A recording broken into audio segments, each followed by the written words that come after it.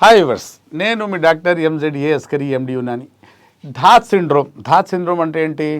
మనం యూరిన్కి వెళ్ళినప్పుడు మూత్రం ద్వారా మన వీర్యం బయటికి పోవుట, అమ్మాయితో మాట్లాడుతున్న 2-3 చుక్కలు వీర్యం బయటికి పోవుట, మోషన్కు కూర్చొని మొక్కిన దొడ్డి కోసం అంటే మనం మలం కోసం మలబద్ధకం ఉండి ఇలా అని మొక్కిన 2-3 చుక్కలు వీర్యం బయటికి రావటం, కలలో నిద్రలో వీర్యం తరచుగా వారానికి 2 సార్లు వెళ్తే ఏం కాదు, వారానికి 4 సార్లు 5 సార్లు, నెలకు 20-30 సార్లు వీర్యం నిద్రలో వెళ్ళిపోవటం, నిద్రస్ఖలనం, ఇవన్నీ ధాత్ సిండ్రోమ్. అమ్మాయితో మాట్లాడినా, పక్కనే కూర్చున్న వీర్యం వెళ్ళిపోయినా, మూత్రానికి వెళ్ళినా వీర్యం వెళ్ళిపోయినా, నిద్రలో పడుకున్న వీర్యం వెళ్ళిపోయినా, చుట్టుకున్న వీర్యం వెళ్ళిపోయినా, ఇవన్నీ దొడ్డి కూర్చొని మొక్కినప్పుడు కూడా 2-3 చుక్కలు బయటికి వచ్చిన వీర్యం, ఇవన్నీ ధాత్ సిండ్రోమ్ అంటారు.